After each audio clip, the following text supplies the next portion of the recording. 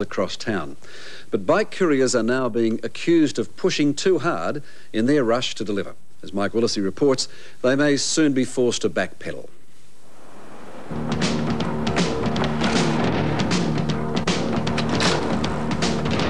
Cars, people, they're all over the place, you know.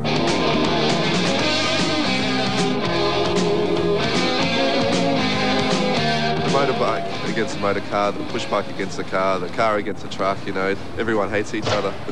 But to many, the worst offenders are the bicycle couriers themselves. The more deliveries they make, the more money they make, and it seems the more risks they're prepared to take. You go through the odd red light or you do a bit of footpath riding or whatever, you can really cut distances down at times. It's good. In Sydney early this year, a pedestrian and a rider both died after a collision.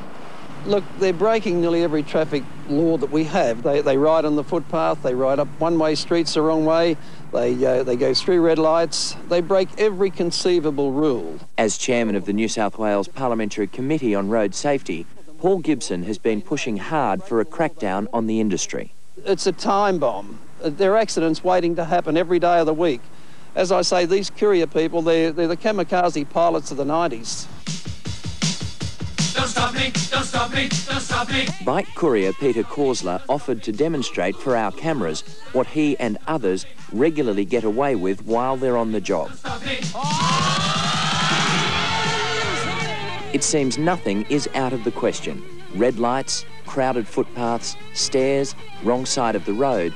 Anything goes if it gets you where you're going quicker. No risk is too great. Oh my God! Is he still riding? He's still going.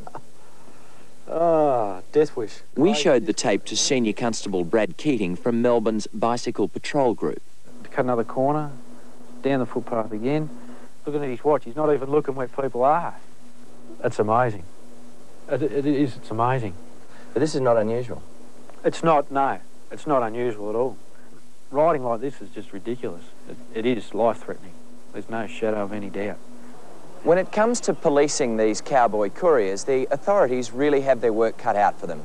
Their speed around the city streets makes them close to impossible to catch if they are seen breaking the law, and then even if they're caught, the maximum penalty for almost any offence committed on a bike is just $20. The rules were made by the couriers as they proceeded. So what we're trying to do is to regulate the industry, to give them some rules and to make them abide by them. How urgent do you think it is that something's done? Extremely.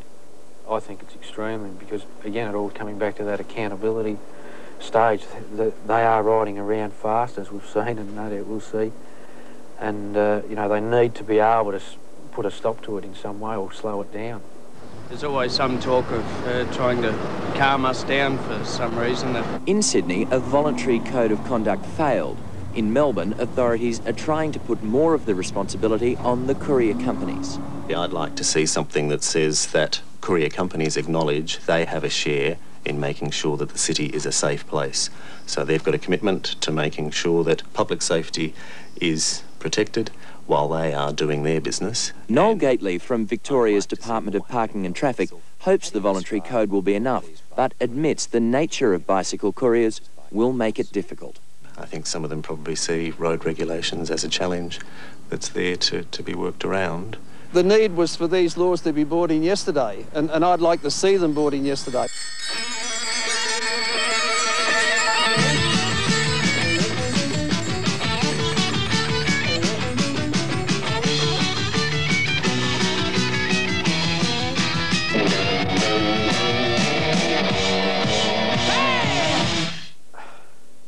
Not only a death wish for the rider himself, but he's putting every person on the city streets' life at risk.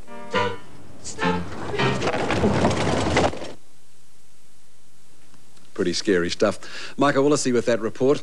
Next, we meet a budding business tycoon. He's even got Dad working for him, and he's only